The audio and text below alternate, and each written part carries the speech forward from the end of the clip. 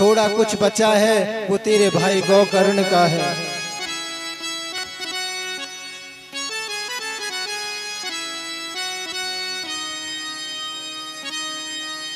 धुंधकारी माँ को पीटने लगा। माँ ने बचने के लिए धुंधकारी से कहा कि पुत्र अब तो रात हो रही है, मैं तुझे सुबह धन दे दूंगी।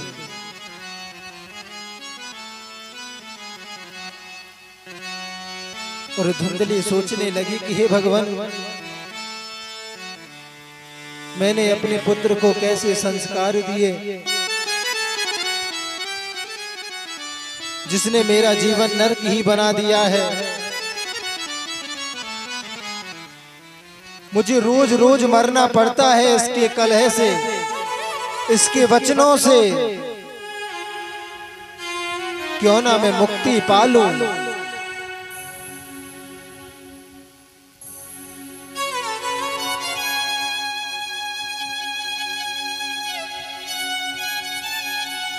और उनके आंगन में एक कुआं था। धुंधली उस कुएं में कूद कर मर गई, जान दे दी। ना बाप है, ना माँ है, ना भैया है। धुंधकारी और बिगड़ गया।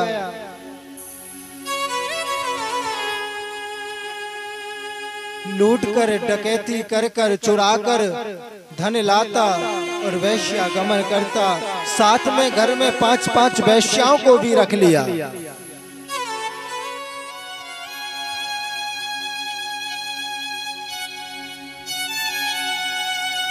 और धन एक ऐसी वस्तु है जो भाई भाई को लड़ा सकती है।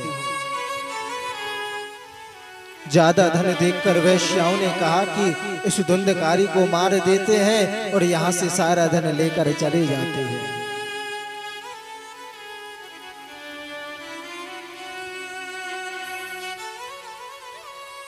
उसी रात में वैश्याओं ने धुंधकारी को बांधकर मुंह में जले हुए कोयले डालकर उसकी हत्या कर दी और वहीं उसी घर में जमीन में गाड़ कर रात को ही निकल गई। उसके भाई गौकर्ण को पता चला मेरे भाई की अकाल मृत्यु हो गई है। उसने गयाजी में जाकर पिंडदान किए।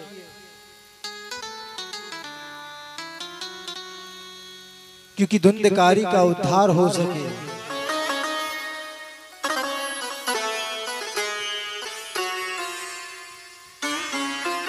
गौकर्ण अपने गांव, अपने घर आए और रात को भजन करने के लिए बैठे। या निशाम सर्वभूतानां। जब सारी दुनिया सोती है, जब महापुरुष भजन किया करते हैं, भगवान में लीन हुआ करते हैं।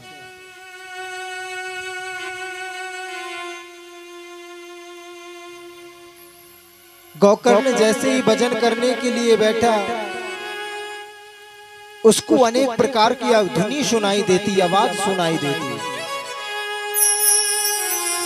कभी हाथी के चिल्लाने की आवाज सुनाई देती उसको,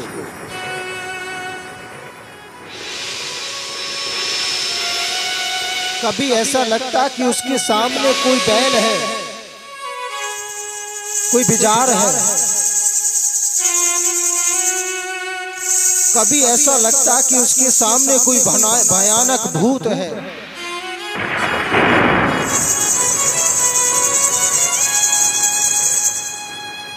गौकर्ण जी ने अपने कमंडल से जल उठाया और अभिमंत्रित कर कर उस परछाई पर फेंका, उस छाया पर फेंका। कहा कि कौन हो तुम, क्यों मुझे परेशान कर रहे हो। वो आत्मा बोल नहीं पा रही थी। जैसे ही अभिमंत्रित जल उस छाया पर पड़ा, उस छाया आत्मा पर पड़ा, वो बोलने लगी। कहने लगा, अहम भ्राता त्वदीयो अस्मिन् धुंधकारे ते महाखलः स्वकीये नये विदोषेण ब्रह्म त्वं नाशितं मया। कि गोकर्ण जी, मैं कोई और नहीं, आपका भाई धुंधकारी हूँ। मैंने अपने खुद के दोषों से, स्वयं के दोषों से अपने ब्रह्म तत्व का नाश कर लिया। कहा कि धुंधकारी, मैंने तो तुम्हारा श्राद्ध गयाजी में जाकर किया और तुम यहाँ प्रेत बने फिर घूम रहे हो।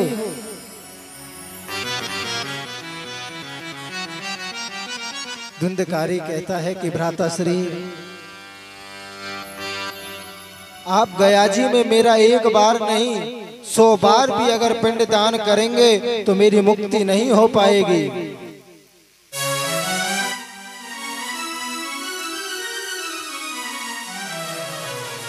क्योंकि मैंने जीवन में अपने इतना अधर्म किया है, इतना पाप किया है, उससे मुझे छुटकारा सरल नहीं मिलने वाला।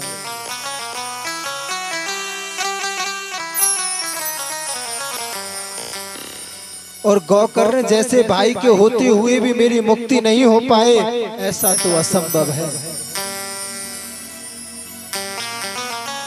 भ्राताश्री, आप कोई ऐसा उपाय करें, ऐसा सत्कर्म करें जिससे मेरी मुक्ति हो जाए।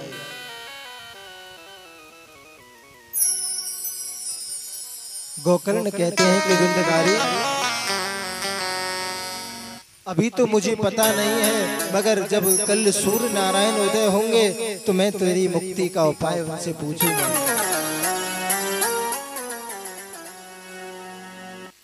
सुबह सूर्य नारायण को जल दिया गोकर्ण जी ने और हाथ जोड़कर प्रार्थना की सूर्य नारायण से कि हे सूर्यदेव,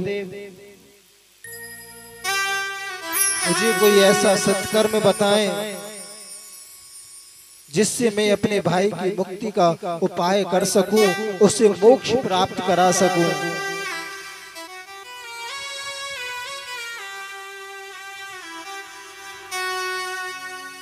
सूर्य नारायण कहते हैं कि गोकर्ण, ऐसा सत्कर्म तो एक ही है, श्रीमद् भागवत कथा।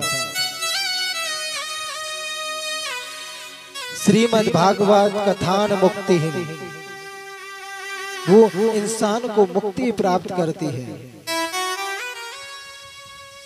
आप धुंधकारी को इसका श्रवण कराया। गोकर्ण जी ने पांडाल लगवाया, मंच पर आसीन होकर गोकर्ण को आह्वान किया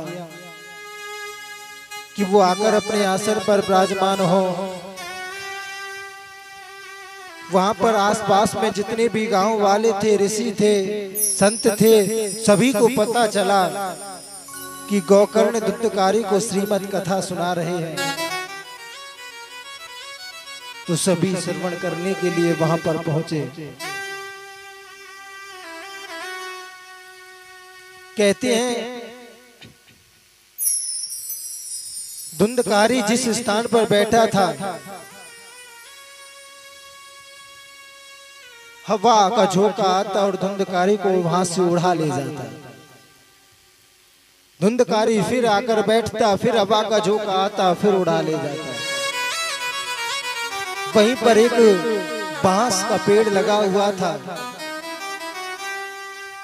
उसमें जाकर धुंधकारी विराजमान हो गया। जैसे ही धुंधकारी ने सच्चे मन से, भाव से प्रथम दिवस की कथा को श्रवण किया तो उस बांस की ग्रंथि पहली फट गई। दूसरे दिन की कथा को श्रवण किया तो वो ग्रंथि दूसरी फट गई। ऐसे कर करके 7वें दिन की जैसे ही उसने कथा की तो उसमें से बांस में से महापुरुष का प्राकट्य हुआ। वो जो प्रेत था, जो प्रेत आत्मा थी,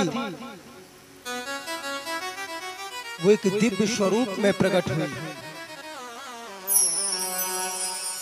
और भगवान के पार्षद धुंधकारी के लिए विमान लेकर आए और धुंधकारी को ले जाने लगे।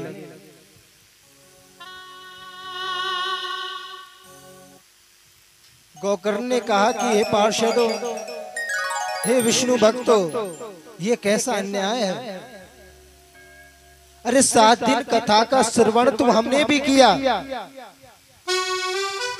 इन गांव वाले ऋषियों ने भी किया, गांव में रहने वाले लोगों ने भी किया, तो हमारे लिए विमान क्यों नहीं आया। पार्षदों ने कहा कि भगवान, आपको ले जाने की सामर्थ्य तो हम में नहीं, आपको ले जाने के लिए तो साक्षात नारायण आएंगे, मगर जो गांव वाले हैं ना, इन्होंने अभी सच्चे मन से कथा को श्रवण नहीं किया, इन्होंने श्रोता बनकर कथा का श्रवण नहीं किया,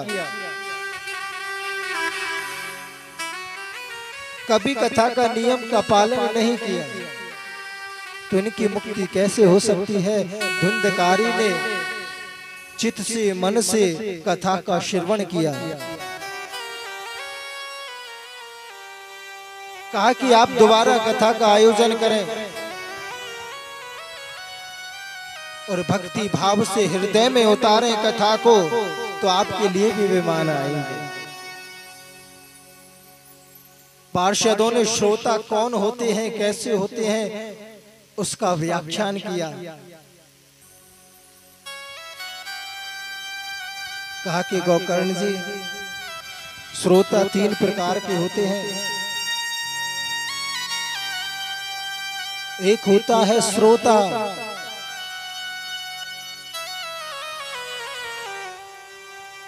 जो सुनकर अपने हृदय में उतार ले, उसे श्रोता कहते हैं।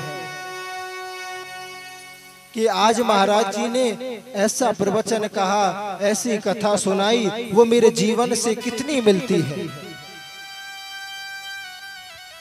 उस कथा का जीवन में कितना प्रभाव पड़ता है।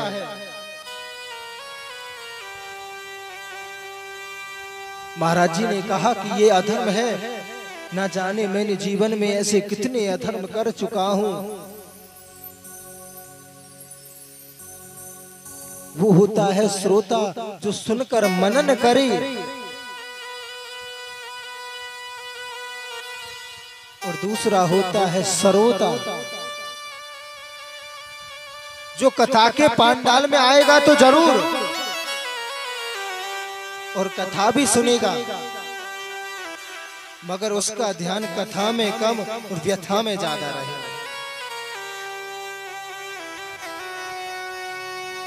अरे आज तो ऐसा हो रहा है, वैसा हो रहा है, ये तो बात कर रहे हैं, वो कर रहे हैं, कानून निकालता रहेगा।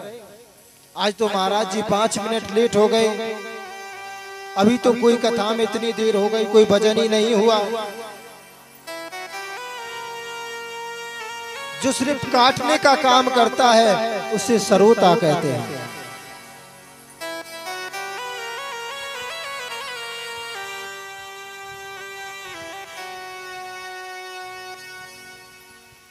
और तीसरा होता है सोता, जो बड़ा ही आनंदमय व्यक्ति होता है। घर में बच्चे नहीं सोने देते, सोचा कि कथा पांडाल में जा रहे हैं, कथा भी सुन लेंगे, और कथा पांडाल में ऐसी जगह देखते हैं जहां कमर लग जाए, पीठ लग जाए, वहीं वो भगवान सो जाते हैं। मगर फल तो उसी को मिलेगा जो श्रोता होगा। कथा के भी नियम है, अत्रेव बहव संति श्रोता ममः निर्मला, जिसका स्वभाव निर्मल हो।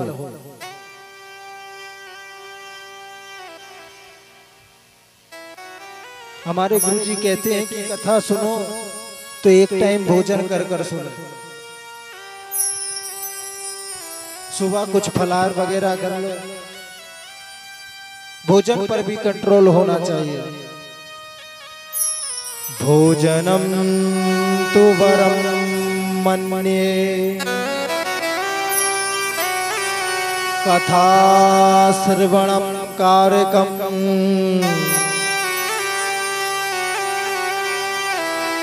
नोपवासो वरं प्रोक्तः कथा विघ्नः करो यदि।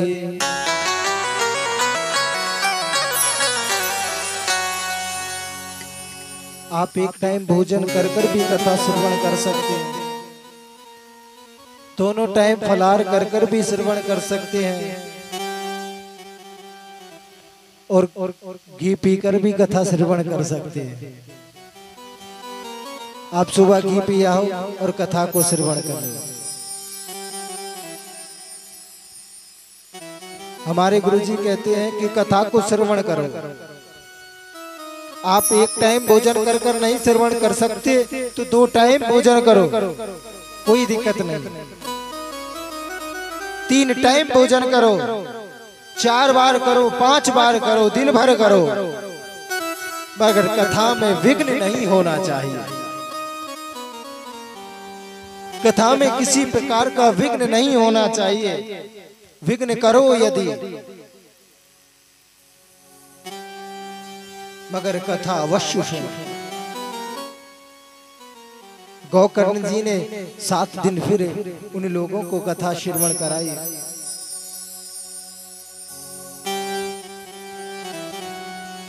और भगवान स्वयं विमान लेकर आए।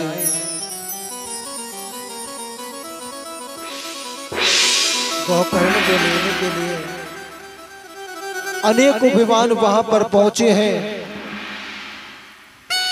सभी गांव वाले जैसे राम जी के जाने के बाद अयोध्या वासी उनके पीछे पीछे जाने लगे, ऐसे ही गोकर्ण के पीछे पीछे गांव वाले जाने लगे।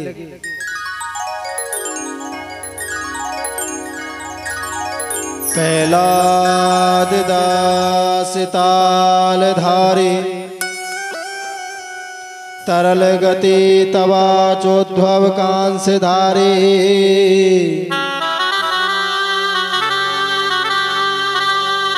वीणा धारे सुर से स्वर कुशलतया राग का तर्जुन।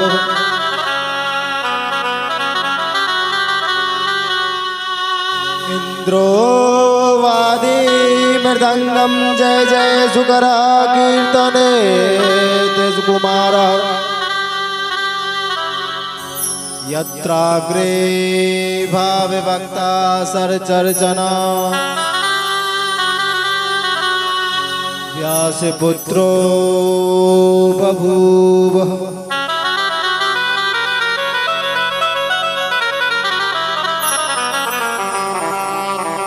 कि प्रसंग चल ही रहा था, वहां पर भक्ति महारानी प्रकट हो गई। इंद्रोवादी मृदंगम, इंद्र ने अपना मृदंग छेड़ दिया। उद्धव जी अपना कांशा बजाने लगे। सत्संग वहां पर होने लगा और सभी श्री सनकादिक ऋषि के साथ भगवान का कीर्तन करने लगे। श्री कृष्ण गोविंद हरे मुरारी, हे नाथ नारायण वासुदेवा। श्री कृष्ण गोविंद हरे मुरारी, हे नाथ नारायण वासुदेवा।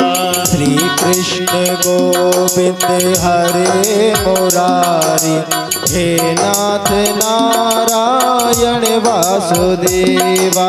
श्री कृष्ण गोविंद हरे मुरारी, हे नाथ नारायण वासुदेवा। हे नाथ नारायण वासुदेवा, हे नाथ नारायण वासुदेवा। हे नाथ नारायण वासुदेवा, हे नाथ नारायण वासुदेवा। श्री कृष्ण गोविंद हरे मुरारी, हे नाथ नारायण वासुदेवा। श्री कृष्ण गोविंद हरे मुरारी,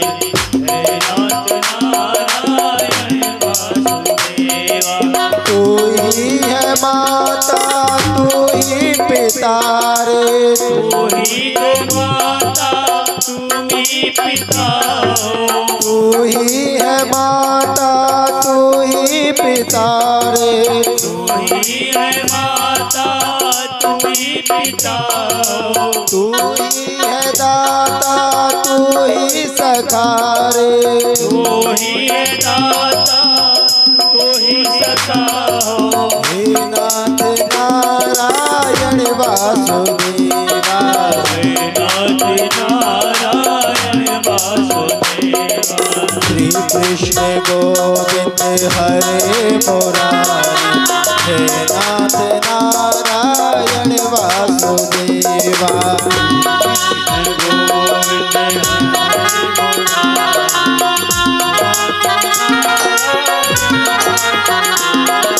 संतों के रक्षक भक्तों के प्यारे, भक्तों के रक्षक भक्तों के प्यारे।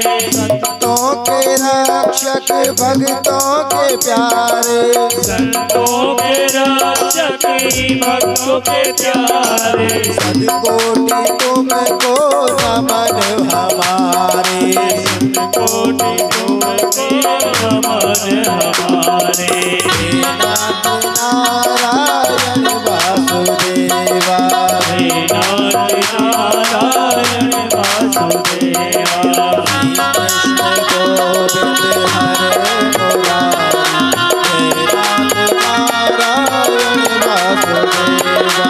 श्री कृष्ण गोविंद हरे मुरारी, हे नाथ नारायण वासुदेवा। हे नाथ नारायण वासुदेवा, हे नाथ नारायण वासुदेवा। हे नाथ नारायण वासुदेवा। एक भक्त ने बहुत अच्छी बात कही है भगवान से। दो भक्त आपस में बात कर रहे थे तो भगवान से कहता है, एक भक्त जब भी तुझको पुकारे, उसकी ओर तू दौड़ा चला रे। भक्त तुमको तुझको पुकारे, भक्त की ओर तो दौड़ा चला रे। एक भक्त तुझको जब भी पुकारे, उसकी ओर तू दौड़ा चला रे।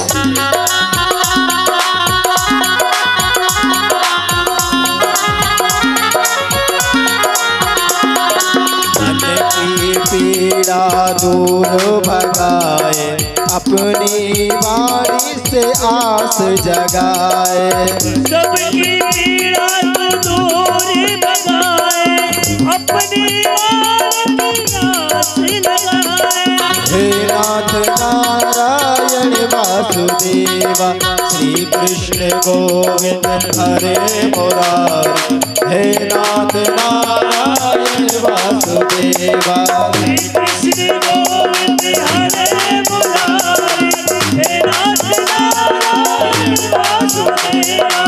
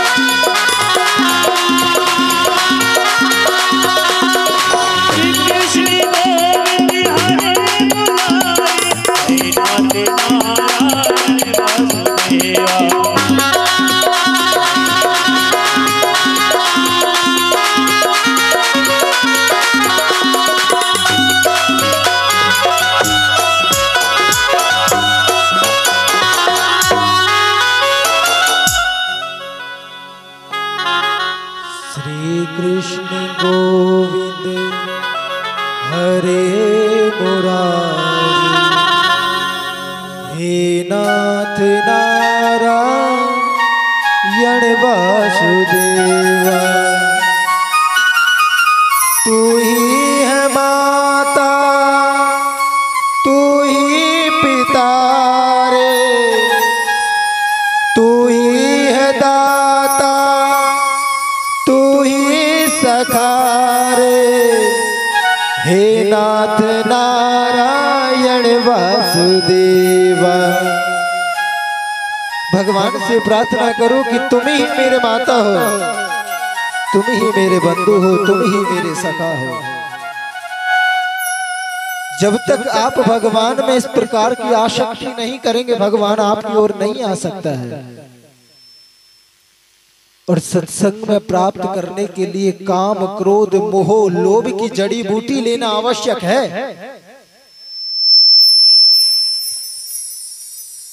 धुंधकारी का उद्धार इसलिए नहीं हुआ कि उसने भागवत को सुना, उसका उद्धार इसलिए हुआ कि उसने भागवत को सुनकर अपने काम, क्रोध, मोह, लोभ, अहंकार को मार डाला। आपने कभी सांप और नेवले की लड़ाई देखी है? सुना होगा, देखी नहीं होगी तो। जब दोनों में भयंकर लड़ाई होती है ना, बहुत भीषण युद्ध होता है, तो सांप नेवले को भी घायल कर देता है। जब नेवला ज्यादा घायल हो जाता है, उस पर सांप का प्रभाव होने लगता है उसके जहर का, तो नेवला अपने युद्ध को छोड़कर भाग जाता है। वो नेवला कहाँ भागता है? हमारे पिताजी कहते हैं कि नेवले के पास एक ऐसी जड़ी होती है जिसे सूंघकर वो सांप के जहर को मार देता है, अपने शरीर से खत्म कर देता है। और फिर वो जड़ी को सूंघकर आता है, फिर युद्ध करता है सांप से, बार बार के वारों से घायल कर देता है सांप को। आखिर में उसको हारना पड़ता है। वो जड़ी कौन सी है इंसान की? सत्संग में आए, अहंकार, लोभ, मोह, इन सब को घर छोड़कर आए। ये मेरा आपसे दावा है, अगर आप अपने अहंकार को वश में कर लें,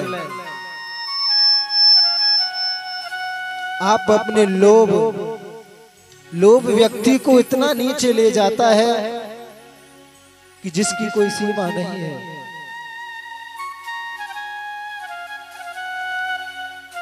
एक इंसान के जीवन में लोभ ही इतने होते हैं, वो कभी भी सत्कर्म नहीं कर सकते। अरे महाराज, इतने मेहनत से कमाया है ये पैसा, और आप लोग कहते हो कि मैं दान में लगा दूं। हमारे गुरुजी के पास ऐसे ही एक मन चला आ गया, कहा कि हम क्यों लगा दें धर्म में पैसा, क्या मिलता है हमारे धर्म से पैसे से। अभी जो ये कथा हो रही है ना, वो किसी एक कोई नहीं करा रहा है इसको आप सभी कॉलोनी वाले सहयोग कर कर कथा को करा रहे हैं। कॉलोनी से नहीं, दूर दूर तक के लोगों ने अपना सहयोग भेजा है। ये तो भला है हमारी माता जी का, जो उन्होंने ये साहस किया कथा कराने का। ये तो हौसला है हमारे लोकेश भैया जी का, जो ये कदम उठाया। और ये तो विश्वास है हमारे ज्येष्ठ भ्राता श्री का, जो उनके साथ चल रहे हैं। ये तो उनकी करुणा है, जो आज उनकी मेहनत से आपको ये भगवत कथा श्रवण करने को प्राप्त हो रही है। भागवत कथा कोई आसान यज्ञ नहीं है, बेटे बेटी का विवाह करने के बराबर है। किसी के घर कार्ड देने जाए ना, कोई व्यक्ति कह देता है हमें कार्ड नहीं चाहिए, देने वाले के दिल पर क्या बीतती है। अरे वो तो तुझे एक सनातन धर्मी होने के नाते देने आया है, तुझसे पैसे लेने नहीं आया। वो तो तेरा भाव है, दे या ना दे, मगर तेरे सम्मान के लिए उसने कार्ड दिया, तुझे निमंत्रण दिया। जब घर में बेटे या किसी बच्ची या कोई कुआं पूजन हो, तो रिश्तेदारों को निमंत्रण देते हैं ना। यही जिम्मा माता जी ने, लोकेश भैया ने और ज्येष्ठ भ्राताश्री ने उठा रखा है। इस कथा का आयोजन कराने के लिए कोई बुरा भी बोल जाता है मन चला आकर, तेरा भी भला। हमारा फर्ज है कि हमारे जितने भी सहयोजक हैं, हमारे जितने भी सहायक हैं, उन सबका यहाँ पर कथा में आगमन हो, उन सबको कथा श्रवण प्राप्त हो जो भगवान की भक्ति में लीन है, भगवान के प्रेमी हैं, भगवान के भक्त हैं। नहीं तो क्या मिलता है इनको कथा कराकर। ये तो भगवान की कृपा है। अहंकार व्यक्ति को कभी काम नहीं करने देता है धर्म के। उस व्यक्ति ने कहा कि हम गुरुजी क्यों करें धर्म। गुरुजी ने कहा कि धर्म क्यों नहीं करो। अरे आपके पास सामर्थ्य है तो करो। अरे क्यों करें हम, भगवान को क्यों दें, क्यों लगाएं हम आयोजनों में। गुरुजी ने कहा कि पहले ये बता कि तेरा जन्म पहले हुआ या मृत्यु पहले होगी। कहा कि मेरा जन्म पहले हुआ, मृत्यु तो बाद में होगी। तो तेरा जन्म पहले हुआ तो तूने जन्म के ही बाद सारे अच्छे काम बुरे काम क्यों किए।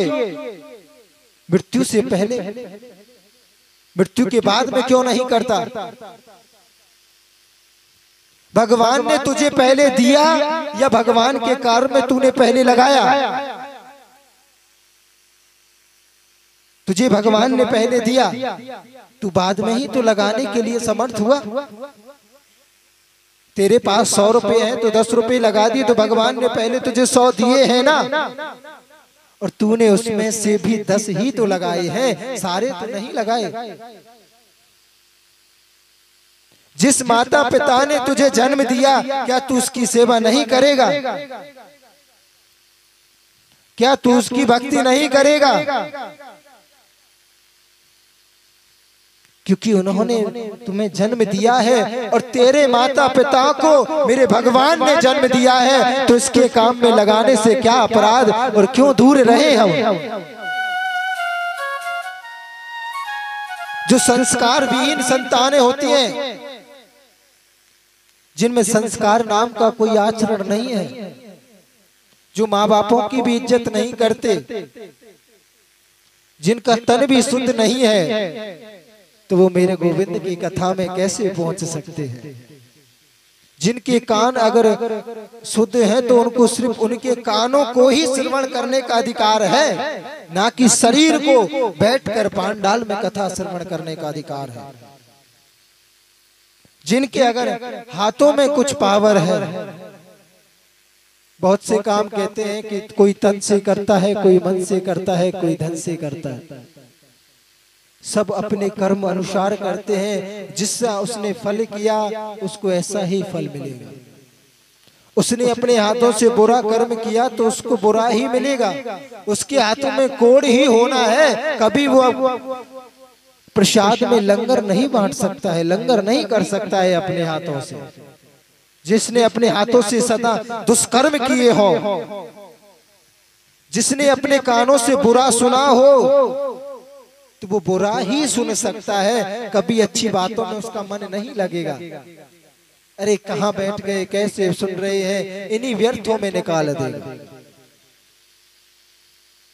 ये तो हमारे माँ बापों के संस्कार भी होते हैं बच्चों को बनाने के लिए। छोटे छोटे बच्चे फोन चला रहे हैं,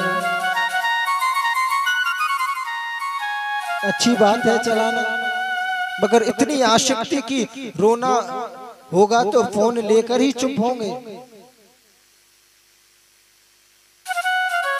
आज वो फोन चला रहे हैं, गेम खेल रहे हैं मोबाइल में, कल जब बड़े हो जाएंगे तो आपके साथ खेलने लग जाएंगे, क्योंकि उनका तो जीवन ही गेम खेलने में व्यतीत हुआ है ना माता। हम जैसा बच्चे को सिखाएंगे ऐसा ही बच्चा हमारे साथ करेगा, इसमें कोई आश्चर्य नहीं है। सत्संगो जित, संग को जीतो। संग में वो नेवले वाली जड़ी बूटी लाओ। जब भी आप विषय युक्त होने लगे सत्संग में जाया करें, गुरु का आचरण करें। एक घर में दो संस्कारी बच्चे थे। माता पिता की बहुत सेवा किया करते। उन दोनों का एक बड़ा भी भाई था। वो थोड़ा संगत में बिगड़ गया। उसके तो वही माँ बाप हैं, वही भाई हैं, बाहर वाले बस।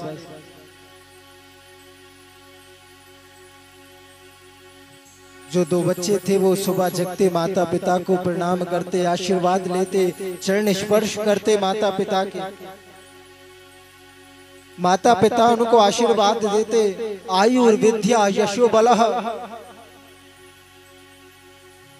अभिवादनशीलस्य नित्यं वृद्ध्योपसेवनः चत्वारि तस्य वर्धन्ते आयुर्विद्या यशो बलः।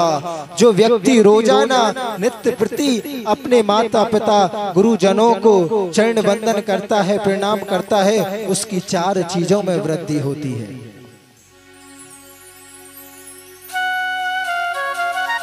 जितनी भी बार माता पिता का आशीर्वाद, गुरु के दर्शन, गुरु के चरण स्पर्श हो जाएं, वही कम है।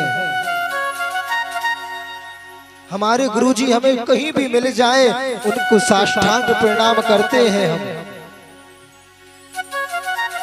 क्योंकि ये जीवन उन्हीं की देन है। हम अपने घर से कहीं भी आए, कथा के लिए जब निकलते हैं ना, तो अपने माता पिता के चरण स्पर्श करके निकलते हैं। तो हमारे माता पिता यही कहते हैं, अभिवादनशीलस्य आयुर्विद्या यशो बलः। बेटा आपको आयु मिले, विद्या मिले, यश मिले और बल मिले। आयु मिले इस छोटी सी उम्र में दुनिया को ज्ञान प्रकाश की ओर ले जाने के लिए, सत्कर्म में ले जाने के लिए, प्रेरित करने के लिए। विद्या आपका ज्ञान प्रफुल्ल होता रहे, बढ़ता रहे। यश आपका चारों दिशाओं में फैलता रहे। बल मिले आपको, क्योंकि हमारे समाज में ऐसे भी लोग हैं जो कथा सुनना भी पसंद नहीं करते, कथा में सहयोग करना भी पसंद नहीं करते, मगर डिस्टर्ब करना पसंद करते हैं उसमें। यहाँ पर आएंगे, जी माइक बहुत तेज है, हमें सुनने में दिक्कत हो रही है, आवाज हो रही है, ये माइक बंद करो। उनके कानों में कलयुगी कीड़ा है। जब तक डीजे वाले बाबू गाना नहीं सुन लेंगे, उनका कीड़ा बंद नहीं होगा। और श्री कृष्ण गोविंद सुन लिया तो वो जाग जाएगा। वो सुन नहीं सकते इन भजनों को, सत्संग को, क्योंकि संस्कार विहीन है, संस्कारहीन है।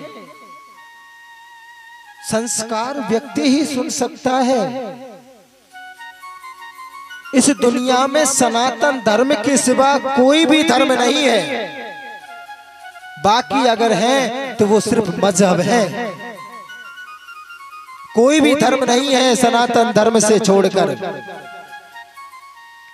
लोग कहते हैं गीता में लिखा हुआ है कि दूसरे धर्म की इज्जत करो। मैं कहता हूं गीता में कहीं नहीं लिखा हुआ कि दूसरे धर्म की इज्जत करो, क्योंकि जब भगवान ने गीता का उच्चारण किया उससे पहले सनातन धर्म को छोड़कर कोई धर्म था ही नहीं। तो भगवान क्यों कहेंगे दूसरे धर्म की इज्जत करो? जब घर में एक बेटा है तो माँ ये कहेगी कि उसको भोजन दे के आओ, ये नहीं कहेगी कि उसको भी दे आओ और उस बेटे को भी दे आओ। क्यों? बेटा तो एक ही है ना। जब हमारा धर्म ही एक है तो ये उच्चारण कहां से आ गया? बाकी तो सब मजहब है। आज मेरे 10-20 हजार चेले हो गए, मैंने भी अपना एक अलग मजहब बना लिया। कोई व्यक्ति ये नहीं बता सकता कि सनातन धर्म कब बना और कब मिटेगा।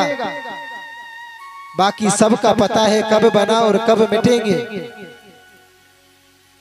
सनातन धर्म मेरे प्रभु के आने से पहले था और जाने के बाद भी है। किसी धर्म को बने 150 साल हुए हैं, किसी धर्म को बने 1500 साल हुए हैं, 2000 साल हुए हैं। वो धर्म नहीं, सिर्फ मजहब है। अगर ऐसे देखा जाए तो हमारे पूरे विश्व में 4200 मजहब बने हुए हैं। क्या वो सभी धर्म हो गए? मेरे वासुदेव कहते हैं धर्मो रक्षति रक्षितः। जो व्यक्ति अपने धर्म की रक्षा करेगा उसकी धर्म रक्षा करेगा। पांडवों ने अपने धर्म की रक्षा की तो धर्म ने उनको विजय प्राप्ति दिलाई। माना कि धार्मिक व्यक्ति के जीवन में कष्ट अधिक आते हैं, मगर जीवन समाप्त नहीं हो सकता धर्म के साथ। जीवन को पालना सीखे धर्म के साथ। धर्मो रक्षति रक्षितः।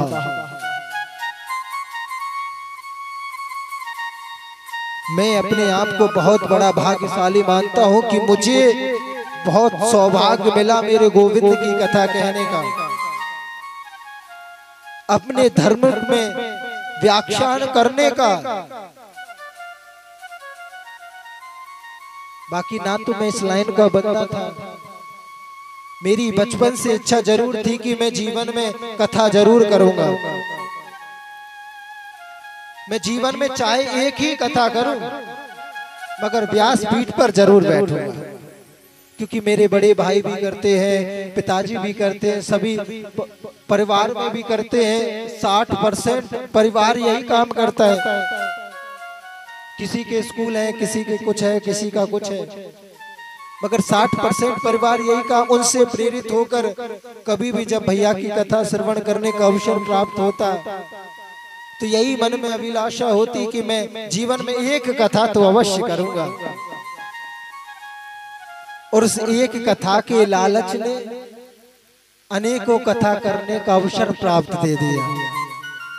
अब तो बस यही होता है कि जीवन पर्यंत बस कथा करते जाएं, कथा करते जाएं, भगवान का नाम गाते जाएं। क्योंकि जो रस भगवान की कथा में है ना, वो शायद भगवान के दर्शन में प्राप्त नहीं हो पाएगा।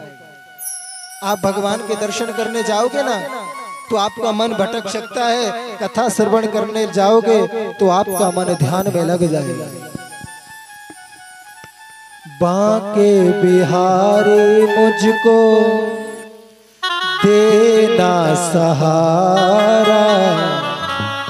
जो भगवान से कहते हैं कि भगवान इस दुनिया में अधर्मी लोग बहुत हैं और हमारे धर्म के मार्ग में भी कांटा अड़ाते हैं, हमारी कथाओं में भी व्यवधान करते हैं, हमें कथा शांति से श्रवण नहीं करने देते, हमारा विश्वास भी तोड़ते हैं, मगर हमें ऐसा सहारा देना कि तुम्हारा और हमारा संबंध बना रहे।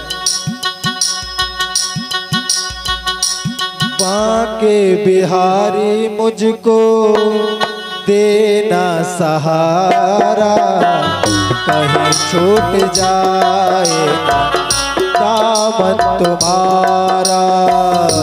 बांके बिहारी मुझको देना सहारा, बांके बिहारी मुझको देना सहारा, कहीं छूट जाए ना दामन हमारा, छूट जाए ना दामन तुम्हारा। तेरे रास्ते से हटाती है दुनिया, तेरे रास्ते से हटाती है दुनिया, छूट जाए ना बांके हमारा, छूट जाए ना दामन हमारा।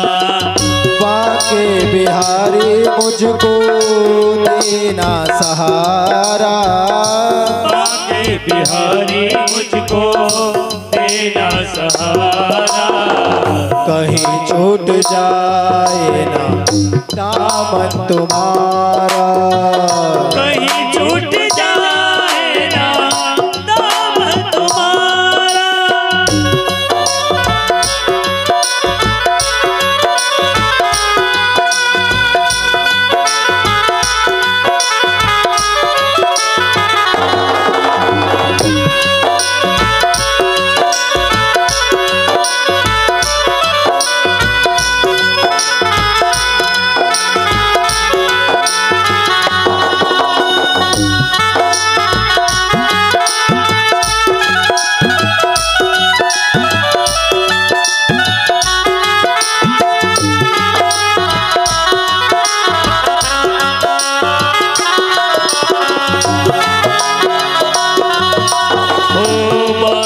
बिहारी मुझको देना सहारा, बाके बिहारी मुझको देना सहारा, कहीं टूट जाए ना दामन हमारा, कहीं टूट जाए ना दामन हमारा, कहीं टूट जाए ना दामन हमारा, कहीं टूट जाए ना दामन हमारा।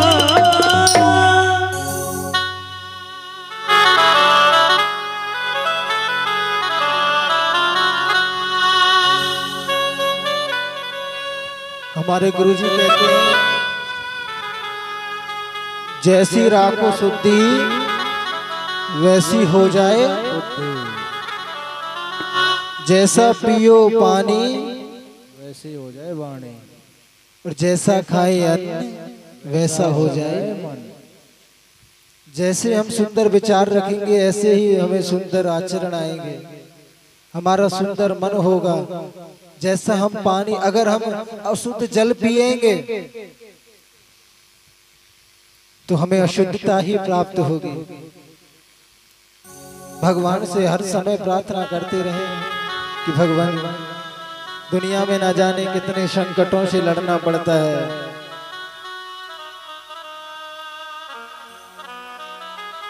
अच्छा एक चीज तो मैंने देखी है अपने जीवन में,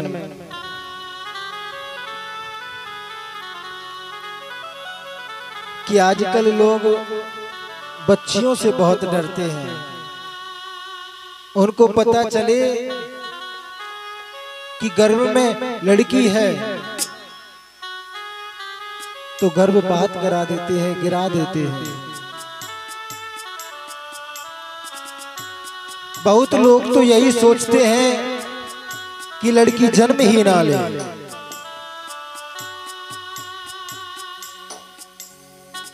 एक डॉक्टर के पास गई एक महिला, कहा कि डॉक्टर साहब मेरे गर्भ में एक पुत्री है।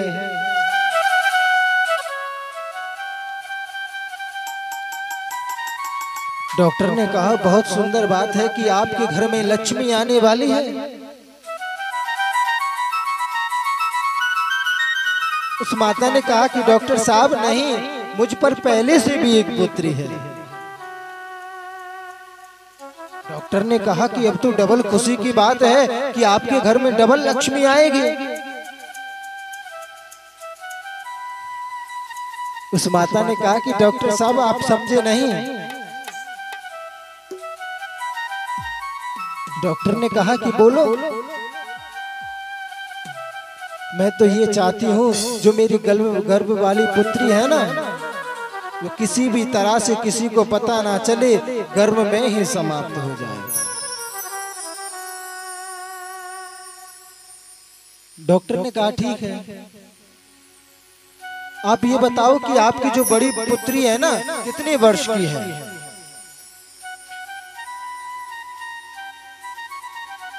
उस माता ने कहा कि मेरी बच्ची 5 वर्ष की है। डॉक्टर ने कहा कि माता आप ऐसा करना, उस 5 वर्ष की पुत्री को मेरे पास लाना, गर्भ वाली को तो बाहर आने दो।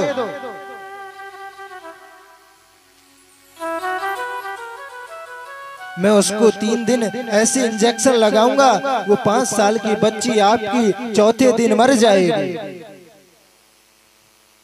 उस माता ने कहा कि डॉक्टर साहब कैसी बात करते हो आप? अरे वो तो मेरी जान है, जहान है, उसके बगैर तो मैं एक पल भी नहीं जी सकती। डॉक्टर ने कहा कि अरे इसे भी गर्भ से बाहर आने का मौका दो, ये भी तुम्हारी जान बन जाएगी। अरे इसे गर्भ से आने का मौका तो दो, अवसर तो दो, ये भी तुम्हारी जान बन जाएगी।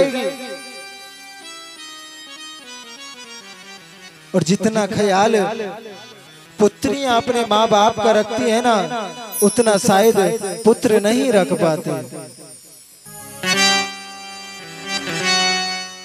जीवन में कितना त्याग करती हैं बेटियां। अपने घर को छोड़कर दूसरे घर में चली जाती है और उसे अपना घर बना लेती है।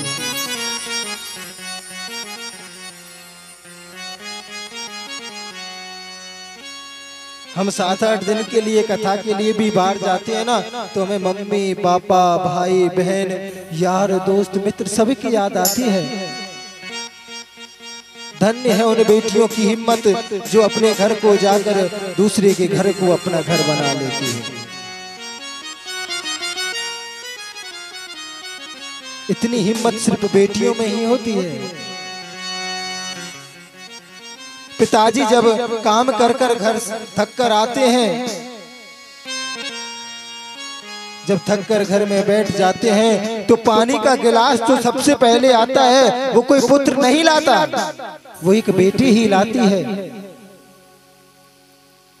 पिताजी घर पर थक कर बैठे हैं और उनके हाथ में बिना कहे ठंडे पानी का गिलास आ जाता है।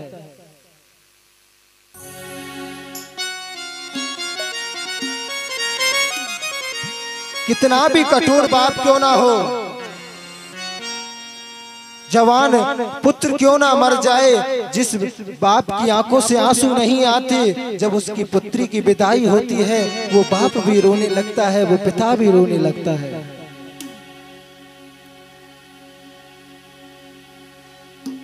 ऐसा लगता है कि अब तो जीवन निर्जन सा हो गया है।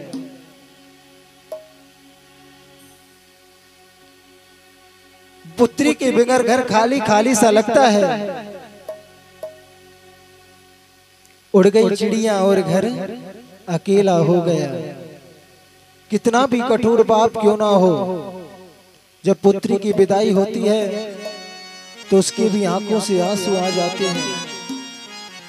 कितना भी झगड़ाली भाई क्यों ना हो बहन का, जब उसकी विदाई होती है ना तो वो भी रोने लगता है।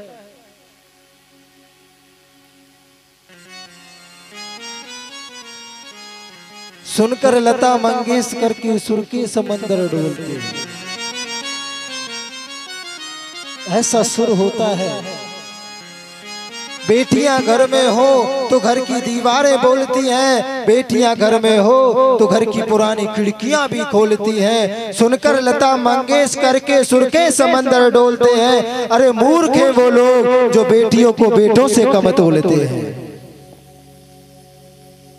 अरे मूर्ख है वो। नर के मन से नारी का सम्मान नहीं जा सकता, धरती से मान नहीं जा सकता। बेटा घर में हो तो चूल्हा ठंडा रह सकता है, बेटी घर में हो तो घर से भूखा मेहमान नहीं जा सकता।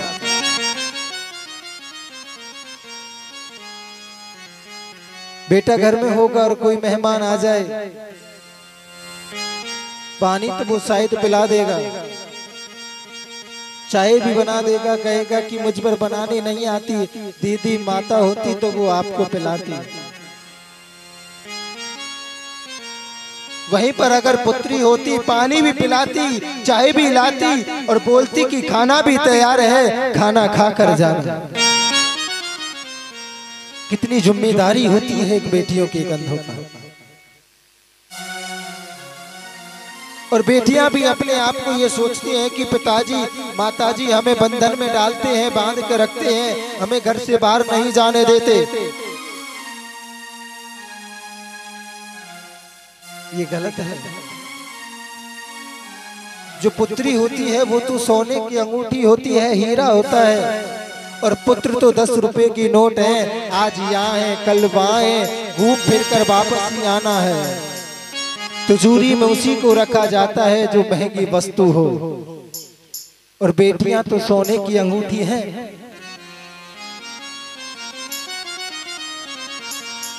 बाप की पगड़ी है बेटी, माँ का रेशमी परिधान है, बेटी भगवान का सबसे बड़ा वरदान है। भगवान ने अगर इंसान को कुछ दिया है तो बटाने के लिए वो बेटी है। माँ के घर के कार्य में बेटा तो वहां इधर बाइक गाड़ियों को लेकर घूमता रहेगा, मगर बेटियां अधिकतर माँ के काम में हाथ बटाती हैं।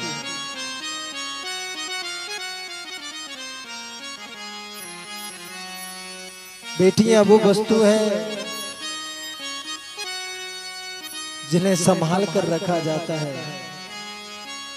मगर माँ बापों का फर्ज यह भी है कि अपने बच्चों को उचित संस्कार दें। अपनी संतान के अंदर, अपनी बेटी के अंदर, पुत्र के अंदर उचित संस्कार डालें।